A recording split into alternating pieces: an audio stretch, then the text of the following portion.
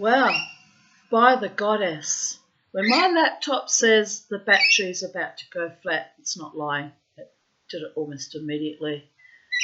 So we got cut off. Damn it. So I'm back. Part 2 of, we were up to the third voyage of Sinbad the sailor, and I was in the middle of a segue telling you the story of how I came to buy ebony wood. So I'll continue with that story. It's the 1st of December 2024 and the time is 10:44 a.m. But anyway, where was I? And we got cut off so rudely by my laptop malfeasances. Yes, so around about 2021, I had a vision. It was kind of a vision, like a clairvoyant vision. It's odd. Freaked me out quite a bit, to be honest, because I don't have those very often and they're unusual, even by my standards. But I knew I wasn't dreaming because I was already awake, just starting to breathe and, well, I was always breathing, but just breathing my first conscious morning breath. This was the days before I started the CPAP treatment, by the way, which I only started in July of this year, 4th of July. So anyway, I'm breathing and I'm lying in bed and I'm lying there and I'm having this vision of me carving out a dish out of like this black kind of looking wood. So I actually said to myself, I wonder what that is. And then a voice came to me and said, it's ebony and we want you to buy it and make a soap dish out of it, which I have not yet done. I bought the ebony, but I didn't buy a big enough block of ebony wood because it would need to be, roughly that size to turn it into a dish. And so I'm still lying in the bed having this vision and then conscious that I'm being communicated with verbally as well. Not verbally out loud, but inside my mind. So, in great astonishment, I said, why would I do that? And by the way, I said, ebony is an expensive timber and I don't have any woodworking skills, so I don't know how to make a dish out of ebony. They said, you'll work it out. We'll show you how to do it. Literally, I did this. Sat up and took notice.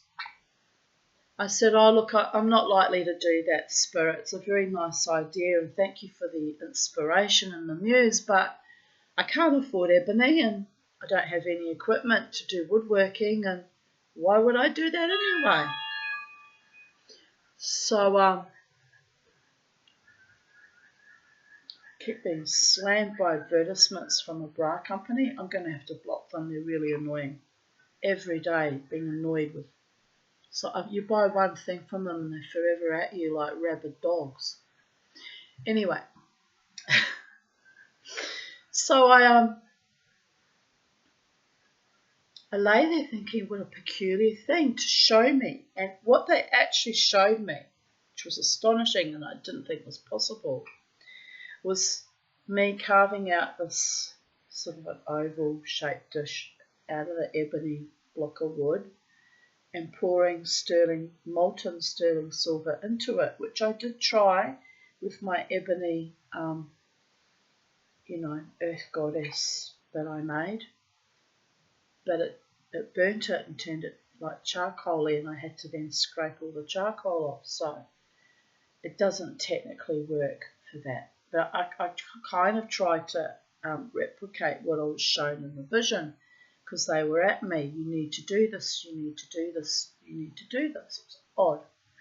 And only much later, about a year or so after I had that vision, was I shown that it is indeed possible to melt silver into the wood, but you must have to do, I don't know what you do. I'll have to look at the video again, but there must be some preparation or you must sand back the burnt wood or something like that. But it was astonishing that it is actually doable and possible. So I don't know why the spirits were showing me this really technical, difficult thing, since I, at that time, was a rank beginner, didn't even know what they were talking about and thought it was impossible. But nothing is impossible, people of Earth, only if you know how and have the knowledge how to transmute things. So anyway, but as a consequence, because the spirits wouldn't leave me alone, every other day, have you bought the ebony yet? No, spirit. You need to obey us when we give you instructions, Tanya. Yes, spirit. I don't have the funds. If you want me to buy expensive gold and silver and gems, you need to give me the wealth so that I can acquire these things and follow your directions. It's fair, isn't it? Like me, on a disability pension, how was I going to afford huge chunks of ebony and diamonds and sapphires? And I need to buy some like little faceted sapphires so I can put them into casting rings. But it all costs money, and I have limited resources, so I can only buy little bits of things and plod along and do it, according to my means. Am I right?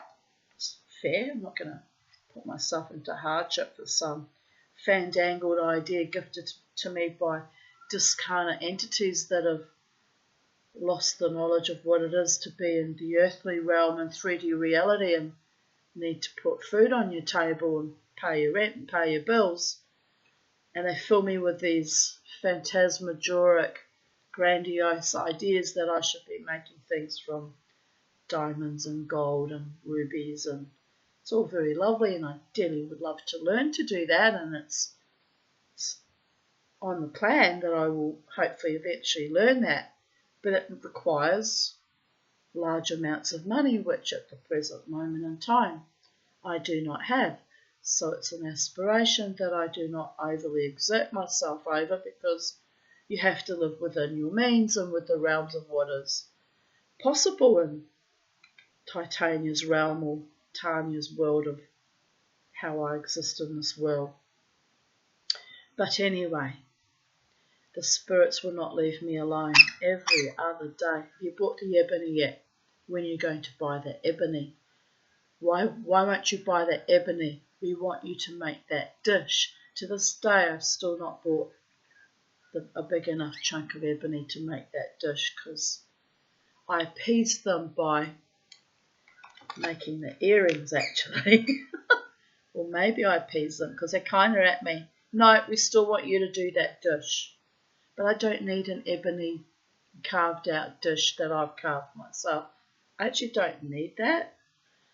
So it was just an exercise, and they were wanting to see if I could hear them, part of me, and if I was receiving their clairvoyant messaging, and if I would obey their directions or instructions. And as my friend Lynn pointed out, they wanted to see if you were receiving their messaging, transmitting their messaging, which I'm doing by relating the story to you, and showing that you are actually in communication with them in a very real, organic, healthy, constructive, noble, honouring way, and that you would actually do something with the knowledge they impart to you, rather than just go, oh, that's just crazy, and shelve it and forget about it.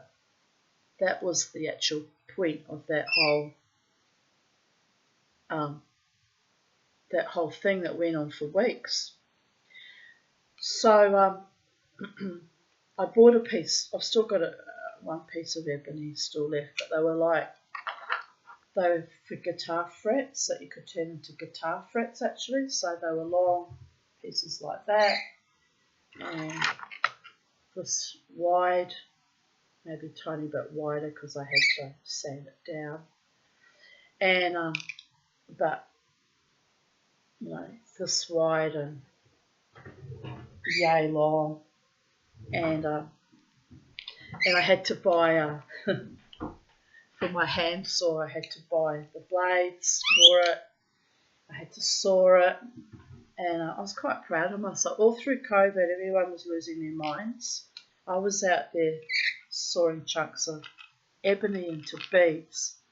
And then I realised later that I don't like to ask people, often for help with things. But I realised later I could have asked my friend Lynn's husband Peter if I could cut them up using his bandsaw, in which case they would have been a bit more uniform and even, but I like them that they're rusted like that. And I could have had a lot more quantity cut up, but I did these by hand with my mini grinder fake Dremel, which even by that stage was a bit worn out, wasn't working all that well, by hand, and I worked so hard at making these. It was blood, sweat and tears went into these. And then after all that effort, and I taught myself from a YouTube video, thank you YouTube for your wonderful instructive videos, how to inlay power shell. So I did all that by myself as a rank amateur learning, knew nothing about inlay. And fuck it, I'm going to wear those because they're pretty and I'm proud of them. And then none of it sold. None of my jewellery sold. So you can imagine how distraught and upset I am to this day about that.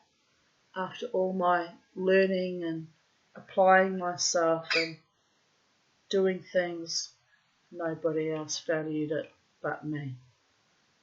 Oh, smallest violin. And now we do the dance of the wild, tempestuous, enraged Tanya. That once again my skills and my attributes and my talents were not valued by anyone but the spirits and I, and a few friends that have received them as gifts, and hopefully they're valuing them by all the gods, because otherwise all my work and talents are just meaningless. What do you think? Do they look pretty? I think they look pretty. They kind of look like the evil eye protecting me from evil too. Yes, there is a method of my madness, people of Earth. Everything often has a dual meaning for me. Well, anyway.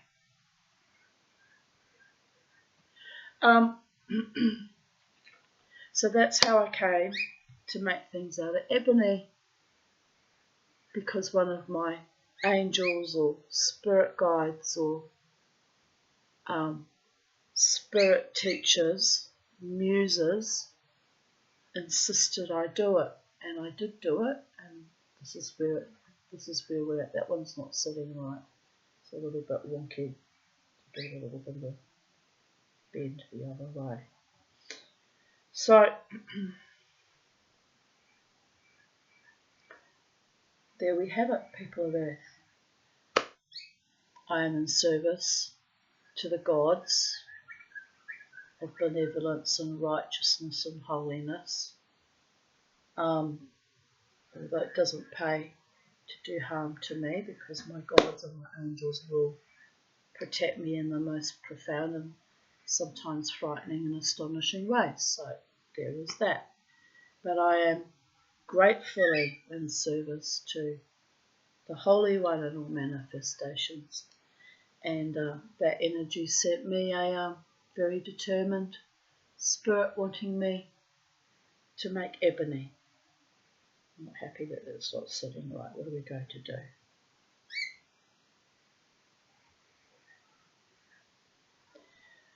So let us continue with the story. Titania's realm is productive, if nothing else. We don't get paid for our talents, but we carry on regardless, and we suffer no falls, and we endure no ignominies. At the edge of the known world there be dragons, but in Tanya's world there be dragons and wood snakes and angels and hobbits and elves and witches and wise ones and protectors and gods and goddesses and the fairy folk, the good people.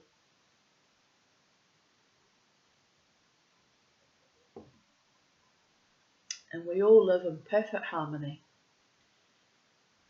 and live happily ever after, just like a fairy story.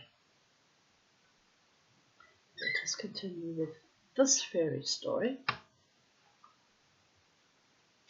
So they were confronted with this really frightful giant with eyes of like coals of fire and eye teeth like boar's husks and huge mouth and big ears hanging down to his breast and nails like a lion. Sounds like absolutely repulsive and frightening. After trampling upon the earth, he sat a while on the bench. Then he arose and coming to us, seized me by the arm, choosing me out from among my comrades the merchants.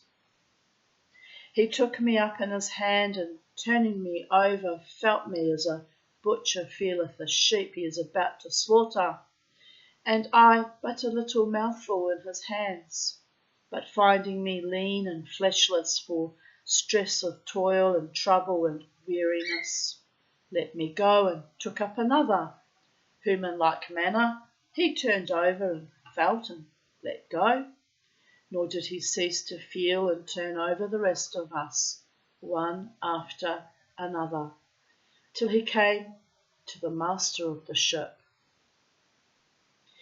Now he was a sturdy, stout, broad-shouldered, white, fat and in full vigour. So he pleased the giant, who seized him as a butcher seizeth a beast, and throwing him down, set his foot on his neck and brake it, after which he fetched a long spit, and thrusting it up his backside, brought it forth of the crown of his head. Ouch. Fortunately, he was already dead at that time, but still, that would not be pleasant to see, people of earth. Not at all. Then, lighting a fierce fire, he set over it the spit with the reis thereon, and turned it over the coals till the flesh was roasted, when he took the spit off the fire and set it up like a kebab stick before him. Then he tare the body limb from limb, as one jointeth a chicken, and, rending the flesh with his nails, fell to eating of it, and gnawing the bones, till there was nothing left but some of these, which he threw on one side of the wall. Terrible table manners, if you ask me, but this done, he sat for a while. Then he lay down on the stone bench and fell asleep, snarking and snoring like the gurgling of a lamb or a cow with its throat cut, nor did he awake till morning. Then he rose and fared forth and went his ways.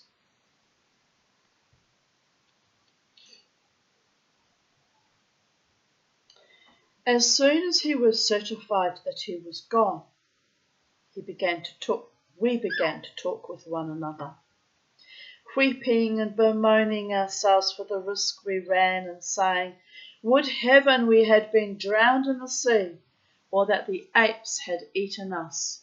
That were better than to be roasted over the coals. By Allah, this is a vile, foul death. But whatso the Lord willeth must come to pass, and there is no majesty, and there is no might, save in him, the glorious, the great. We shall assuredly perish miserably, and none will know of us, as there is no escape for us from this place. Then we arose. That's what I'm looking at. And roamed about the island. It's going to rain soon, isn't it, Charlie? Getting all cray-cray. Then we arose and roamed about the island, hoping that haply we might find a place to hide us in, or a means of flight. For indeed death was a light matter to us, provided we were not roasted over the fire and eaten. However, we could find no hiding place, and the evening overtook us. So, of the excess of our terror, we returned to the castle and sat down a while.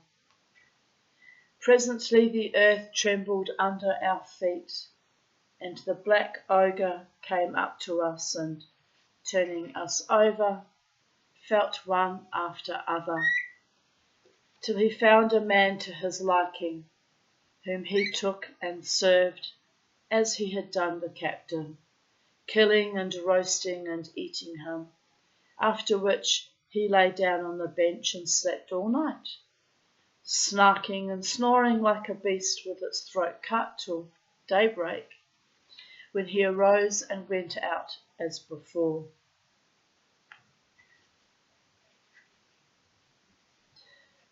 I'm laughing because I once spent a night with a man who snored so badly that it was like this ogre. It was astonishing, people of Earth. I thought there was no future in this relationship. Exit. Exit. Stage left, and so I did. By the goddess.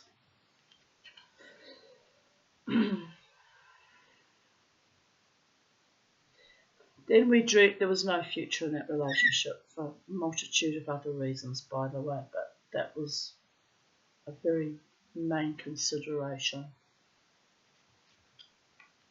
Then we drew together and conversed, and said one to other, by Allah, we had better throw ourselves into the sea and be drowned than die roasted, for this is an abominable death, indeed it is.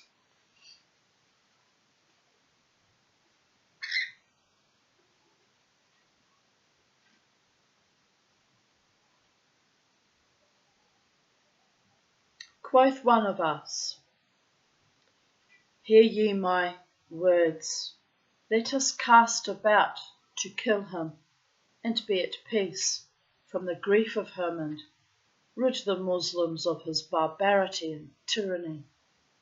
Then said I, hear me, O my brothers, if there is nothing for it but to slay him, let us carry some of this firewood and planks down to the seashore, and make us a boat wherein, if we succeed in slaughtering him, we may either embark and let the waters carry us whither Allah willeth, or else abide here till some ships pass, when we will take passage in it.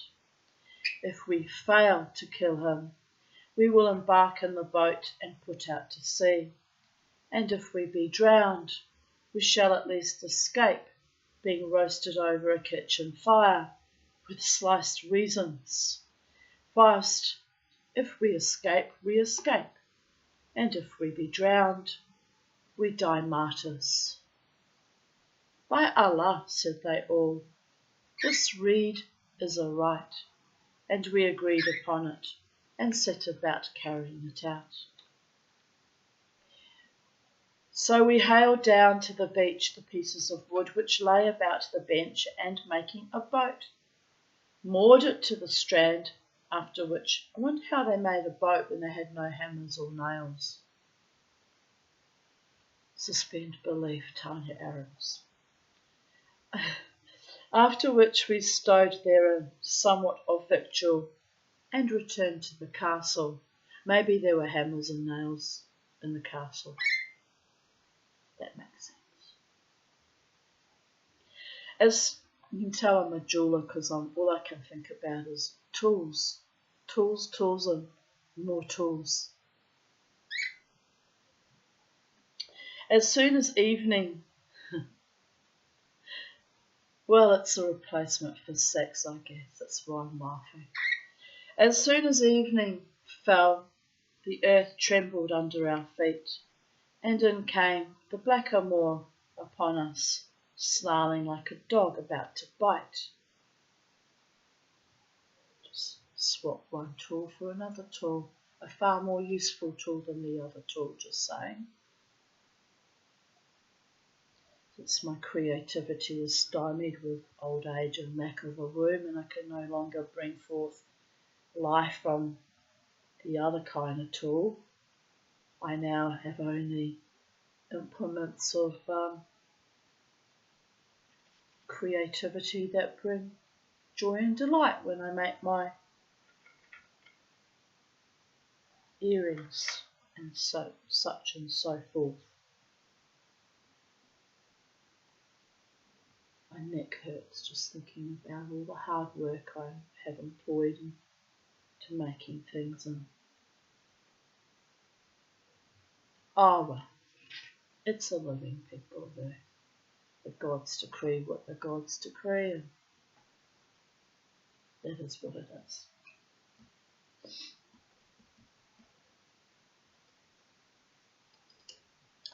Let me repeat that sentence. They went back to the castle for food. As soon as evening fell, the earth trembled under our feet, and in came the blackamoor upon us, snarling like a dog about to bite.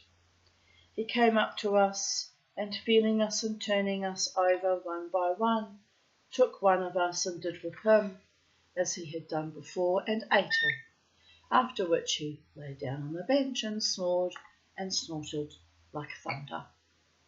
As soon as we were assured that he slept, we arose, and taking 2 iron spits of those standing there, heated them in the fiercest of the fire till they were red hot like burning coals, when we gripped fast hold of them, and going up to the giant as he lay snoring on the bench, thrust them into his eyes, and pressed upon them, all of us, with our united might, so that his eyeballs burst, and he became stone blind. Thereupon he cried with a great cry, whereat our hearts trembled, and springing up from the bench, he fell a-groping after us, blindfold. We fled from him right and left, and he saw us not, for his sight was altogether blent. But we were in terrible fear of him, and made sure we were dead men despairing of escape. Then he found the door, feeling for it with his hands, and went out roaring aloud, and behold, the earth shook under us for the noise of his roaring, and we quaked with fear. As he quitted the castle, we followed him, and betook ourselves to the place where we had moored our boat, saying to one another, if this accursed abide absent till the going down of the sun, and come not to the castle, we shall know that he is dead, and if he come back, we will embark in the boat, and paddle till we escape, committing our affair to Allah.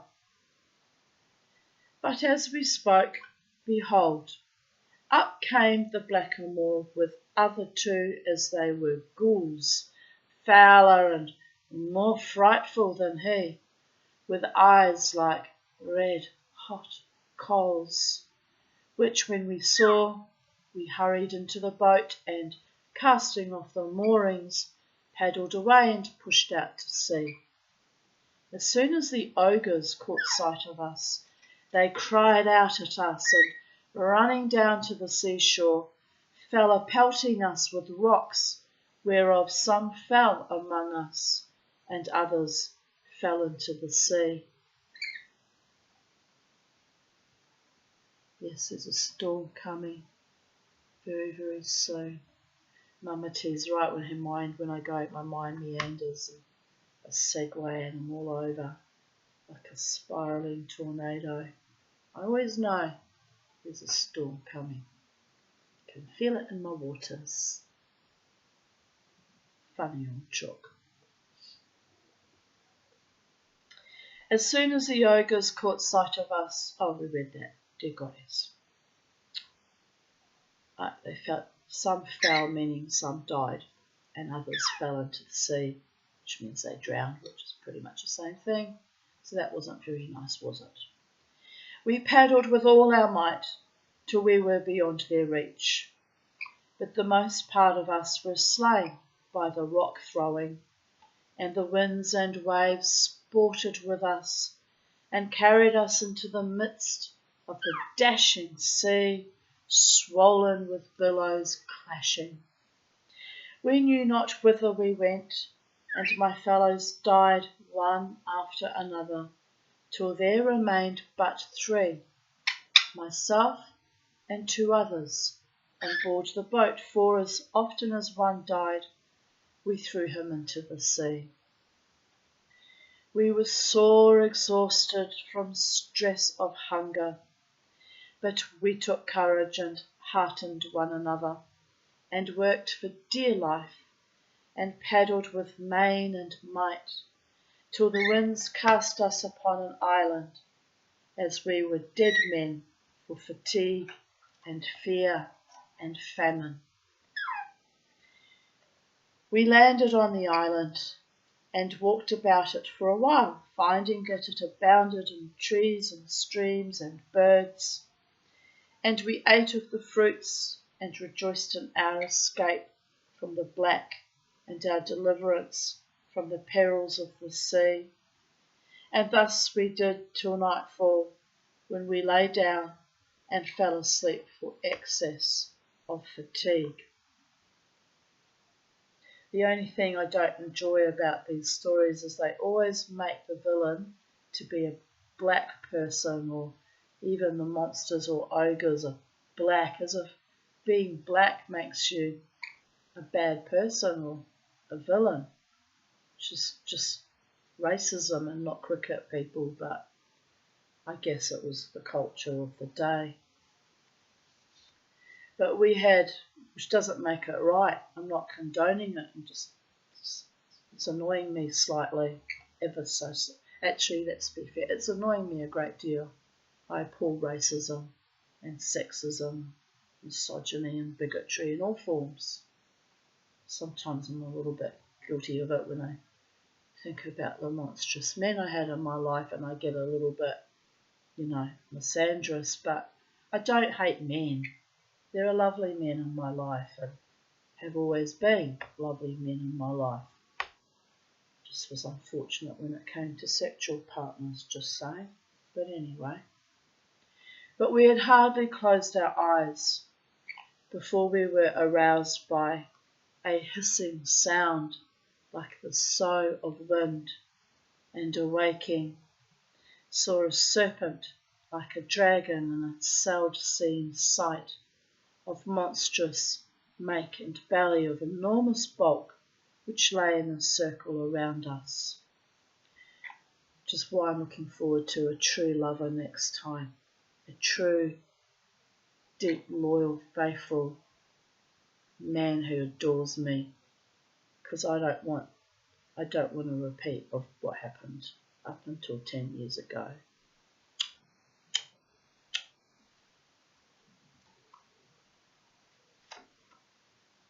If it means I have to stay alone for the rest of my days on earth and nights on earth, potentially another 30 years if my psychiatrist's predictions for me are accurate, then so it is, babies. It's nothing worse than lying in bed next to a murderous, rapey, dishonouring, fucking monster, pretending that they love you while they betray you at every quarter. Ugh. Anyway, where was I?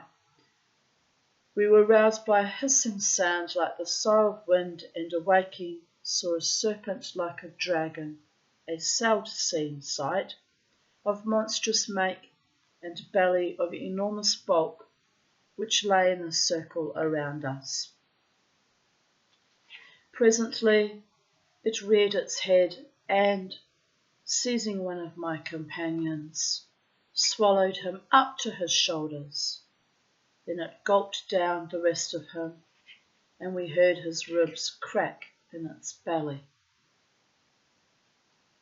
Presently it went its way, and we abode in sore amazement and grief for our comrade, and mortal fear for ourselves, saying, By Allah, this is a marvellous thing. Each kind of death that threatened us is more terrible than the last. We were rejoicing in our escape from the black ogre and our deliverance from the perils of the sea. But now we have fallen into that which is worse. There is no majesty and there is no might save in Allah. By the Almighty, we have escaped from the blackamoor and from drowning, but how shall we escape from this abominable and viperish monster? Then we walked about the island, eating of its fruits and drinking of its streams, till dusk, when we climbed up into a high tree and went to sleep there, I being on the topmost bough. As soon as it was dark night, up came the serpent, looking right and left, and making for the tree whereon we were, climbed up to my comrade, and swallowed him down to his shoulders. My grandfather saw that happen to one of his shipmates, an anaconda on the Amazon. After that he gave up the sea. Gave it up completely. He said it was so terrifying that he didn't want to go to sea ever again. Probably had made enough money as a ship's carpenter and calling up the winds when they were becalmed to save all their lives. That's how powerful he was. That was probably the other reason why he gave up the sea, but that was his primary motivating factor.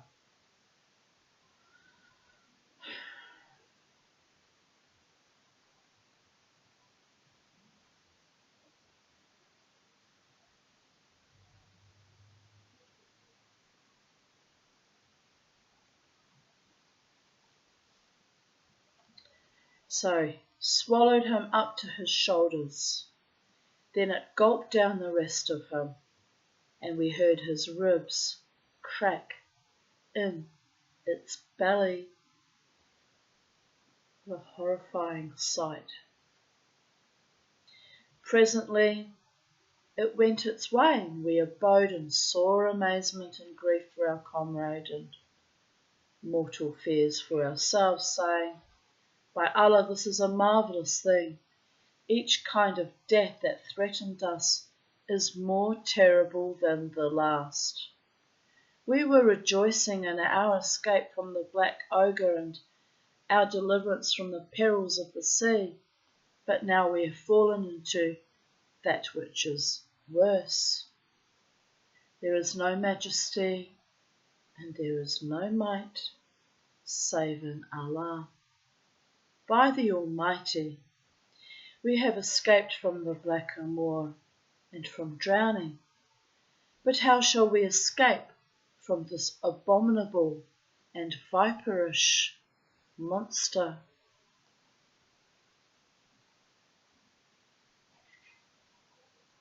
Then we walked about the island, eating of its fruits and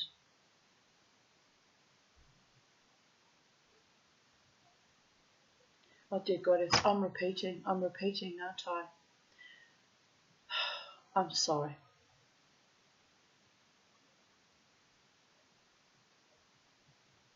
Yes, I'd read that because it was his other comrade that got swallowed, him down to his shoulders. Yes, I've slipped back in the time continuum. Sorry, we're back in the room.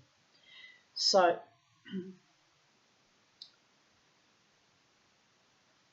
it had climbed the tree this time to swallow his other comrade down to his shoulders. Then it coiled about the bowl with him whilst I, who could not take my eyes off the sight, heard his bones crack in its belly, and it swallowed him whole, after which it slid down from the tree. Right, we're back in the dreaming and the streaming, people of Earth. When the day broke and the light showed me that the serpent was gone, I came down as I were a dead man, full stress of fear and anguish, and thought to cast myself into the sea and be at rest from the woes of the world.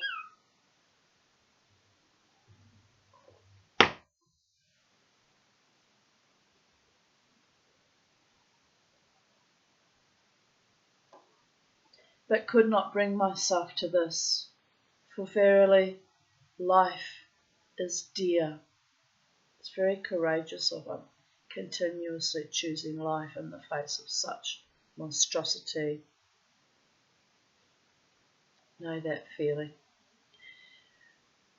So I took 5 pieces of wood, broad and long, and bound one crosswise to the soles of my feet, and others in like fashion on my right and left sides, and over my breast. And the broadest and largest I bound across my head, and made them fast with ropes. Then I lay down on the ground on my back, so that I was completely fenced in by the pieces of wood, which enclosed me like a bear. So as soon as it was dark,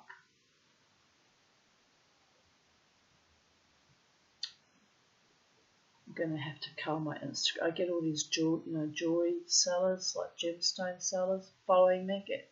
I get at least one a day. Don't know what they're following me for. I'm not going to buy from them. Got no money. And then they harass you like the fuck. Hate that. Anyway, I just got distracted by that. If I want to buy something, I'll find you, babies, not the other way around. I hate being harassed by merchants of any kind. Even if I walk into a shop, they constantly follow me around the shop going, may I help you, may I help you, may I help you? Silently I walk right back out again. And I don't go back to that shop usually. How to lose friends and influence people. Lose business too. I hate being harassed by malfeasant fucking gimps. So as soon as it was dark, up came the serpent as usual and made towards me, but could not get at me to swallow me for the wood that fenced me in. So it wriggled round me on every side, while I looked on, like one dead by reason of my terror. And every now and then it would glide away and come back, but as often as it tried to come at me, it was hindered by the pieces of wood wherewith I had bound myself on every side. The man's very clever and knows how to survive, am I right? It ceased not to beset me, though he was in danger like his comrade when he was up the tree. It ceased not to beset me thus, so he was kind of lucky as well, from sundown till dawn. But when the light of day shone upon the beast, it made off in the utmost fury and extreme disappointment. Then I put out my hand and unbound myself, well nigh down among the dead men for fear and suffering, and went down to the island shore, whence a ship afar off in the midst of the waves suddenly struck my sight. So I tore off a great branch of a tree, and made signs with it to the crew, shouting out the while, which when the ship's company saw, they said to another, we must stand in and see what this is, peradventure 'tis a man. So they made for the island, and presently heard my cries, whereupon they took me on board and questioned me of my case. I told them all my adventures from first to last, whereat they marvelled mightily and covered my shame with some of their clothes.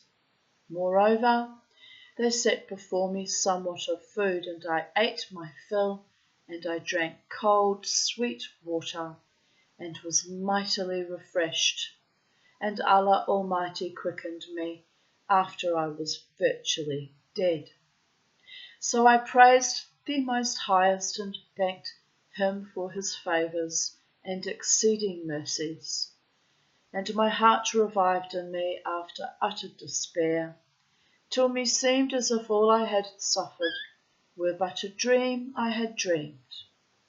We sailed on with a fair wind, the Almighty sent us, till we came to an island called Al-Salahita, which aboundeth in sandalwood. When the captain cast anchor, the merchants and the sailors landed with their goods to sell and to buy. Then the captain turned to me and said, Harkee, thou art a stranger and a pauper, and tellest us that thou hast undergone frightful hardship. Wherefore I have a mind to benefit thee with somewhat that may further thee to thy native land, so thou wilt ever bless me and pray for me. So be it, answered I, thou shalt have my prayers. What a wonderful, kind man. Absolutely. There are such good souls on this earth that more than make up for the monsters. Amen Bismillah. Quoth he, Know then that there was with us a man, a traveller, whom we lost, and we know not if he be alive or dead, for we had no news of him. So I purpose to commit his bales of goods to thy charge, that thou mayest sell them in this island. A part of the proceeds we will give to thee as an equivalent for thy pains and service, and the rest we will keep till we return to Baghdad, where we will inquire for his family and deliver it to them, together with the unsold goods. Say me then, wilt thou undertake the charge, and land and sell them as other merchants do? I replied, Hearkening and obedience to thee, O my Lord, and great is thy kindness to me, and thanked him. Whereupon he bade the sailors and porters bear the bales in question ashore, and commit them to my charge. The ship's scribe asked him, O master, what bales are these, and what merchant's name shall I write upon them?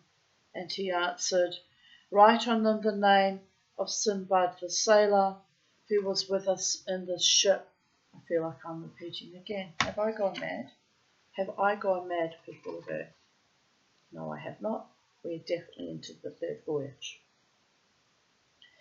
Write on them the name of Sinbad the sailor, him who was with us in the ship, and whom we lost at the Ruhs island, and of whom we have no tidings, for we mean the stranger to sell them, and we will give him a part of the price for his pains, and keep the rest till we return to Baghdad, where, if we find the owner, we will make it over to him, and if not, to his family. Just moving away from her tuppers, because she's doing the wiggle, and that does not bode well for me.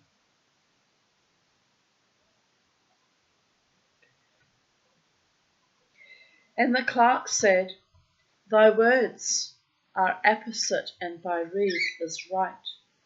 Now when I heard the captain give orders for the bales to be inscribed with my name, I said to myself, By Allah, I am Sinbad the sailor.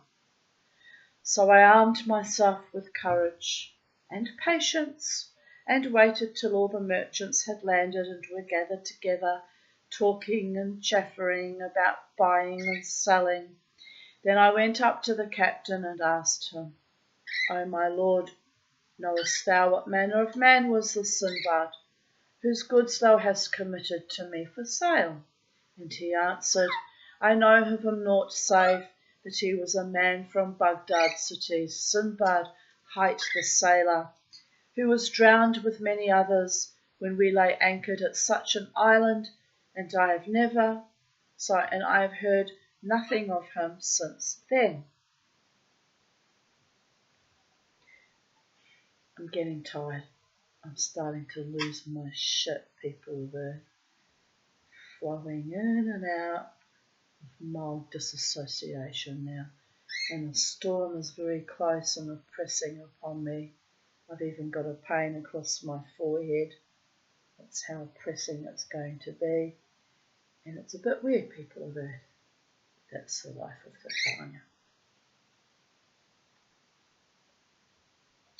At this I cried out with a great cry and said, "O Captain, whom Allah keep, know that I am that Sinbad the sailor, and that I was not drowned, and when thou castest anchor at the island, I landed with the rest of the merchants and crew, and I sat down in a pleasant place by myself, and ate somewhat of food I had with me, and enjoyed myself, till I became drowsy and was drowned in sleep, and when I awoke I found no ship and none near me.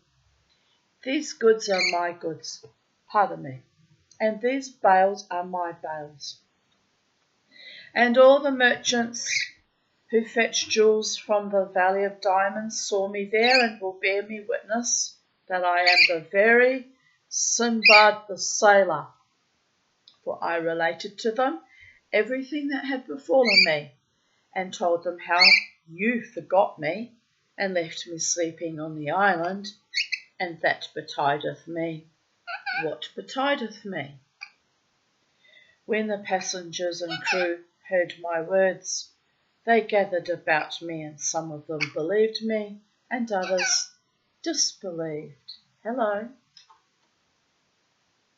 But presently, behold, yes, I know the storm is very close, my beautiful girl. I know. Do you want to go back in your cage? It's just a storm. It's just Thor and Odin playing bocce or 10-pin bowling or whatever it is they play up there.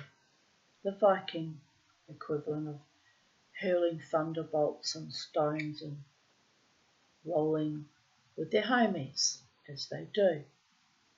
It's the only way to fly. Roll with your homies. Where are my homies now? In various states of exhaustion after the wild dance, and my musician friends doing their various gigs all over Brisbane and the Gold Coast, living their best lives. Where are my other homies? I don't know. Jared's working frantically. He's got orders for Christmas, which is a good thing. And Lynn's got a new puppy, a new dog. She's getting accustomed to and quite happy about. And I'm here telling stories on YouTube because why not? Could be making jewellery. I think later on this afternoon or evening I might work on a ring I want to work on, casting another sterling silver ring. So I'll have a crack at that later on, Charlie. We'll see how we go. Won't we, little one? We will. The news comes, the news goes, but in the meantime, we keep ourselves amused, do we not, Charlie girl?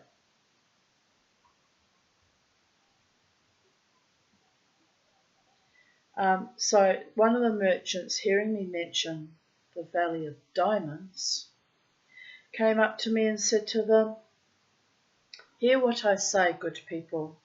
When I related to you the most wonderful thing in my travels, and I told you that at the time we cast down our slaughtered animals into the Valley of Serpents, I casting with the rest as was my wont, there came a man hanging to mine, yet believed me not, and gave me the lie. Yes, quoth they, thou didst tell us some such tale, but we had no call to credit thee."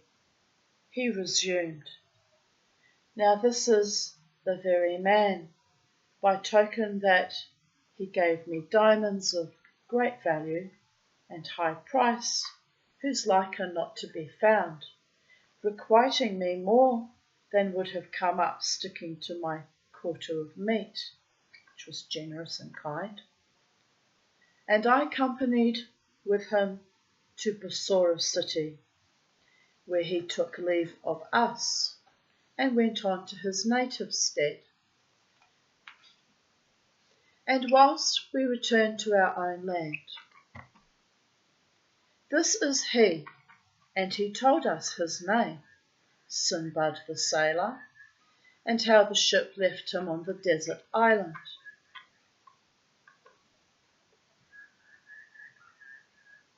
And know ye that Allah hath sent him hither, so might the truth of my story be made manifest to you.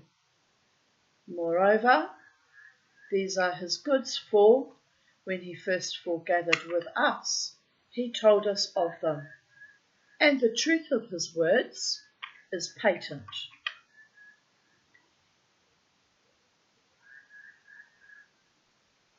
You're all getting restless out there, Charlie. Hearing the merchant's speech, the captain came up to me and considered me straightly a while. After which he said, "What was the mark on thy bales?"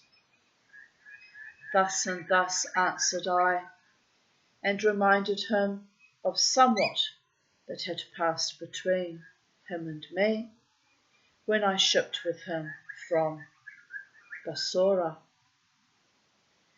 Thereupon he was convinced that I was, sharp pause, Charlie, that I was indeed Sinbad the sailor, and took me. Why are you gripping so hard to my hand?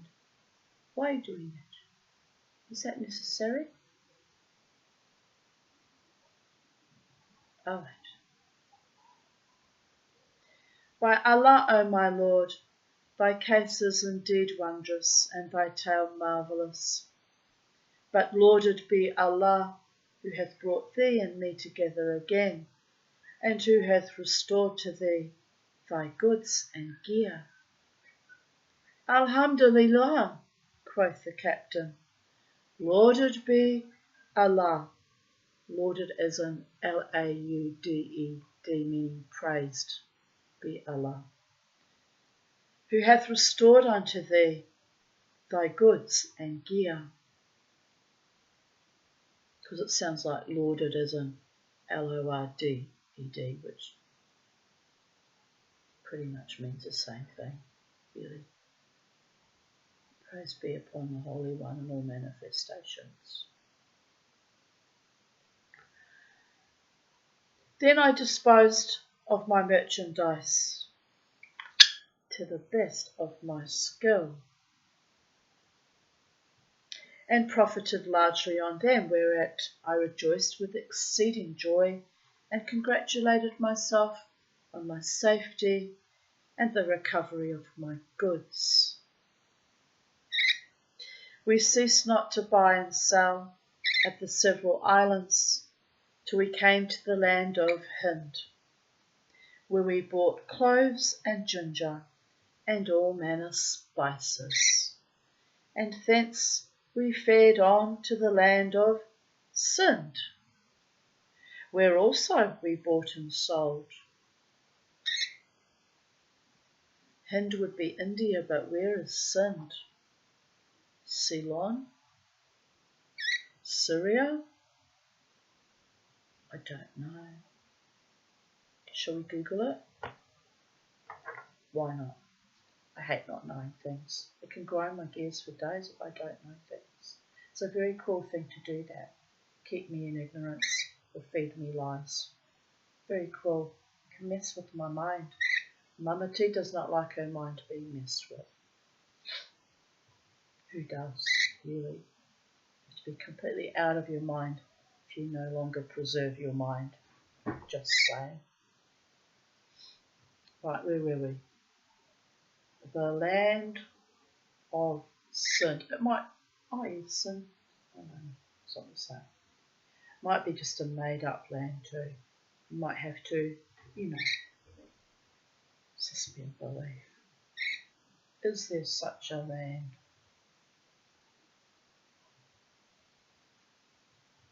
Ha! Well, spank me ass and call me Judy. Actually, my name is Tanya. But the land of Sind would be next door to the land of Hind, because the land of Sind, here's spelt Cindh, historically Romanised as Sind, is a province of Pakistan. Well, I'm not of this. Located in the southeastern region of the country, Sindh is the third largest province of Pakistan by land area and the second largest province by population after Punjab. Now let us find out where the land of Hind is, just in case I'm wrong that it's in India. It's possible that I'm wrong. I don't like being wrong. So let's get to the facts, people of Earth.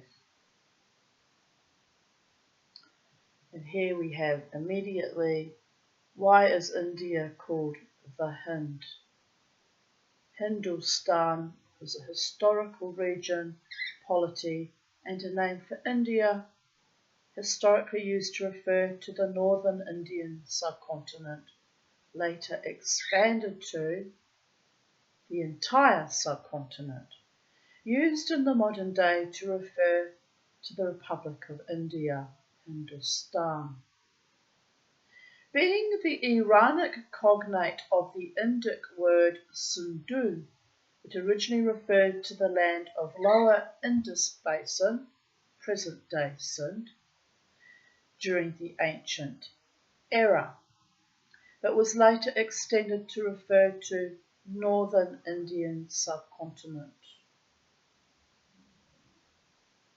It finally referred to the entire subcontinent since the early modern period. Since the partition of India in 1947, Hindustan continues to be used to the present day as a historic name for the Republic of India. The Arabic equivalent of the term is Hind. The two terms are used synonymously in Hindi-Urdu. Hindustan was also commonly spelt as Hindostan in English. Historically, the terms Hindustan, Aryavata, and India proper have denoted a similar expanse, northern India subcontinent, and which explains why Hind and Sindh are next door to each other, because I believe, if I'm correct, Pakistan is on the northernish border of India, somewhere thereabouts. I've never been, so I wouldn't know, but according to my little bit of memory of geography. So, although I disassociated and zoned out quite frequently in school, which is why they complained that I was withdrawn and quiet all the time. So I fucking hated school. I was a studious child and I did pay attention when I could. Here comes the rain, babies. No storm, but the oppression felt like a storm.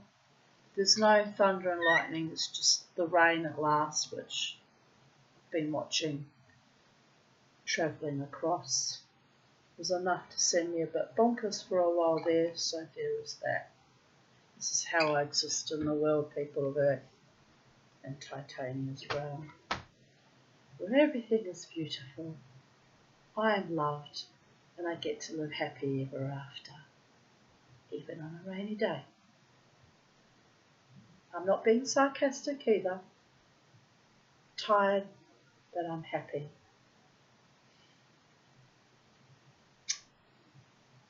The little birdie by my side, let us continue on with the story. We ceased not to buy and sell at the several islands till we came to the land of Hind, where we bought cloves and ginger and all manner of spices, and thence we fared on to the land of Sind, Pakistan, where also we bought and sold. In these Indian seas I saw wonders without number or count, among others a fish like a cow, I think he means a dugong, which bringeth forth its young and suckleth them like human beings, and of its skin bucklers are made. I think by bucklers they mean belts.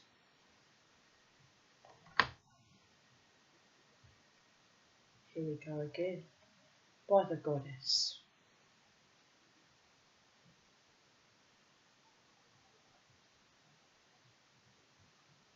No, a small shield up to 45 centimetres in diameter, gripped in the fist with a central handle behind the boss. A small round shield, in the past a flat object made of metal or leather that soldiers held in front of their bodies to protect themselves. The secutor was a gladiator armed with a helmet, sword and buckler. He received all the blows on his buckler and was not harmed. Well, there you go. Mama T was wrong.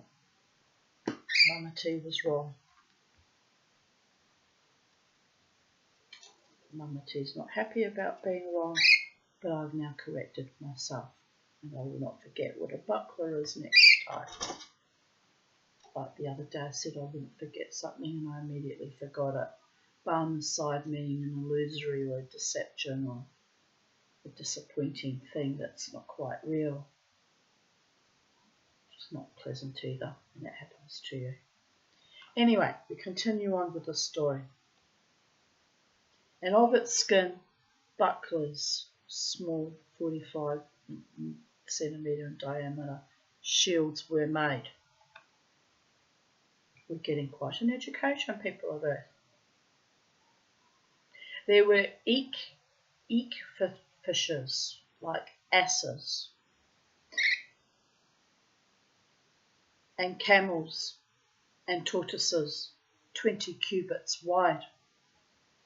And I saw also a bird that cometh out of a seashell, and layeth eggs, and hatcheth her chicks on the surface of the water, never coming up from the sea to the land. That's a bit weird. Then, as if like the rest of the story has not been weird so far. Oh, it's a fairy story. It's the world of weird, the world where Mama T belongs. I don't live in your world, you live in mine. Most of the time it's lovely though, to be fair. The sun's shining, got a beautiful man by my side. We're cuddling and watching TV. We're happy. Ah, but that's silly, isn't it? We'll carry on with the story. I'm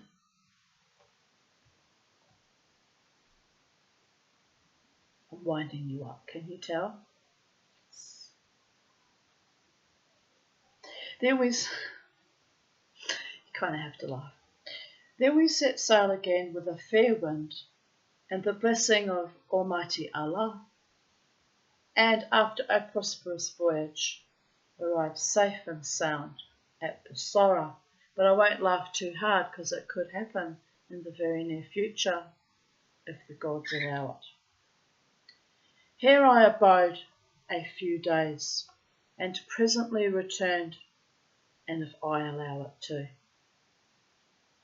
Yes, the spirits are saying, Tanya, I know. Well, I don't want any more rotten, awful experiences with rotten, awful people. It cannot happen. I will go completely mad or die. Cannot ever happen to me again. I'm determined. Here I abode a few days and presently returned to Baghdad, where I went at once to my quarter and my house and saluted my family and familiars and friends. I had gained on this voyage what was beyond count and reckoning. So I gave alms and largesse and clad the widow and the orphan, by way of thanksgiving for my happy return, and fell to feasting and making merry with my companions and intimates, and forgot everything that had befallen me and all the perils and hardships I had suffered. These then, and I have every confidence that there's a beautiful man out there for me. I really do. I don't know where that confidence came from. It's a newfound confidence, probably inspired by my friends being so sweet and encouraging. I just pray. I pray with every fibre of my being that it's not a delusion or illusion or by my side ever again.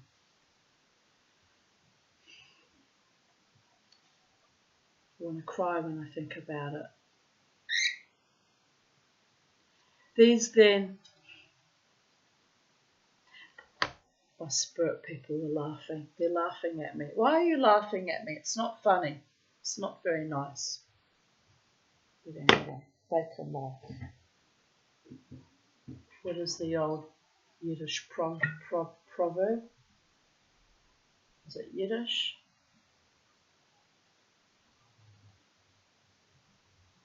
Humans make plans while God laughs, or something along those lines. It's true. Be of good cheer, people of earth.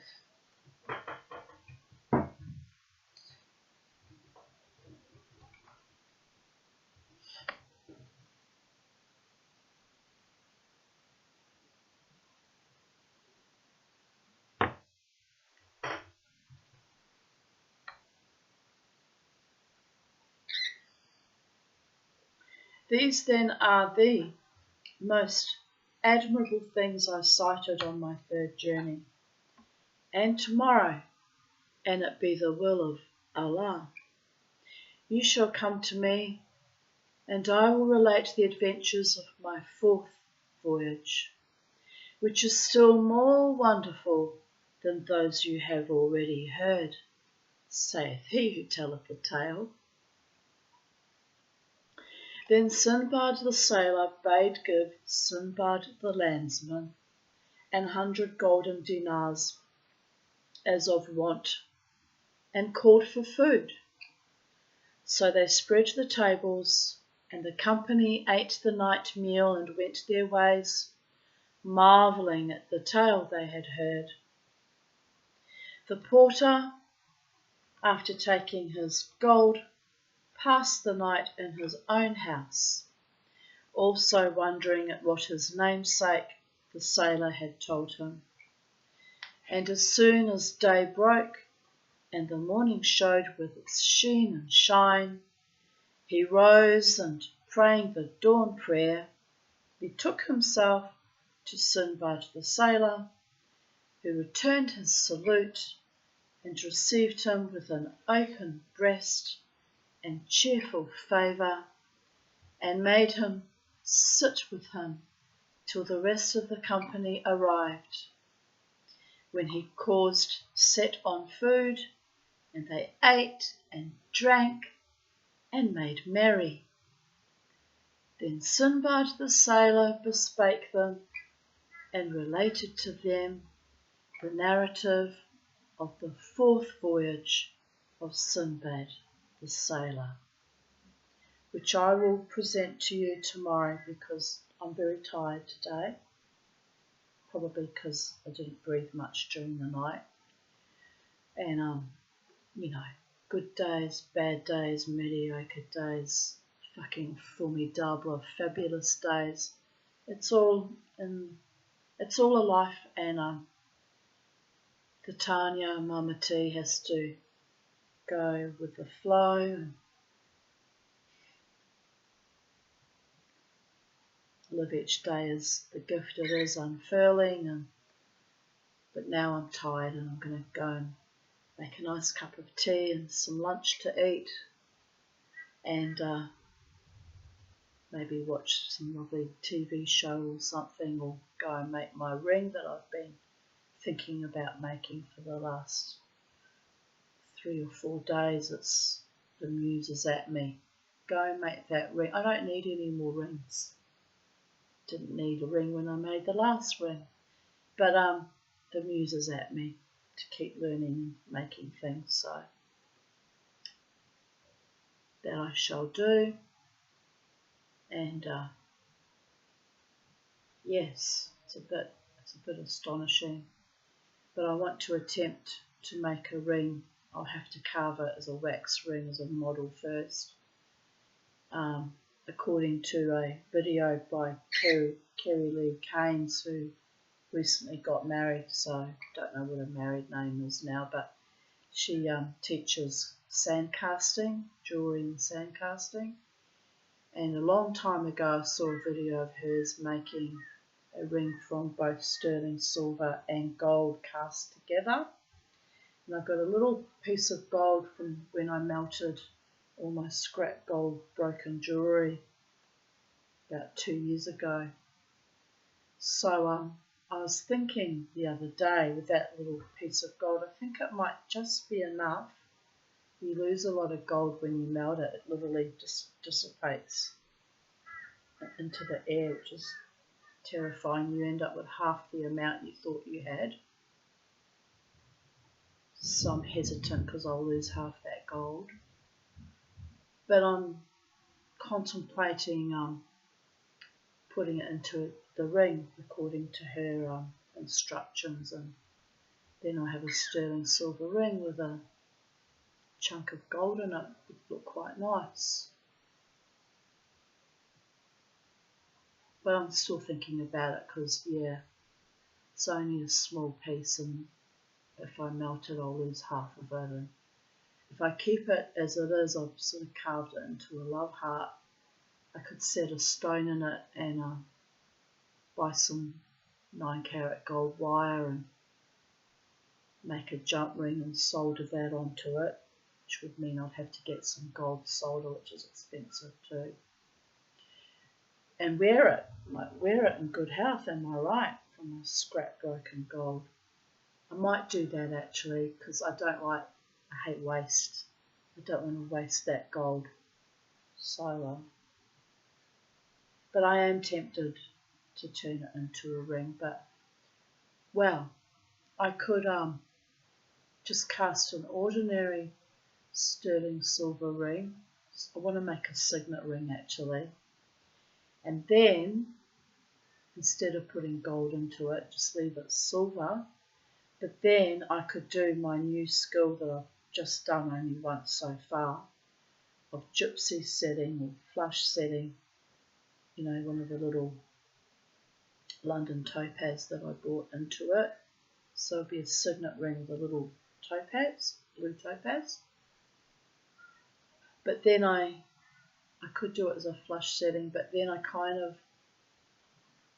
need to buy a graver and learn how to make that star shape around the stone, which is another way of kind of setting too.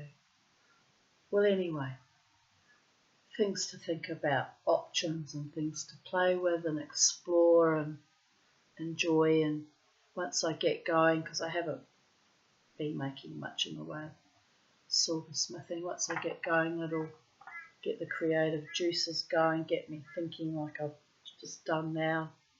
3 different options for a ring I have, 3 different rings.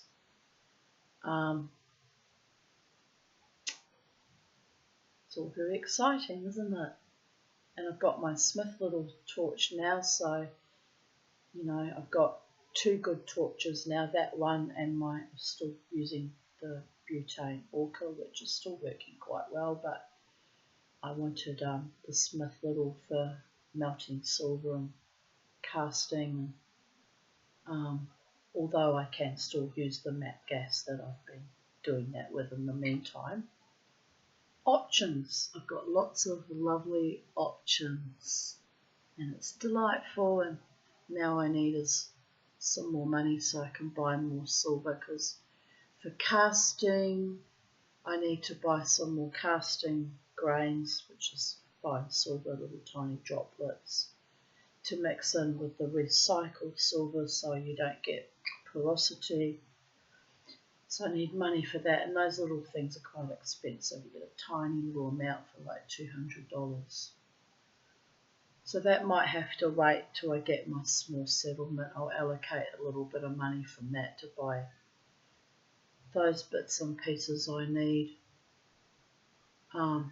Be nice if my jewellery sold, but then I could be in a constant flow of buying things I need and selling that energy, and with the money buying more things I need.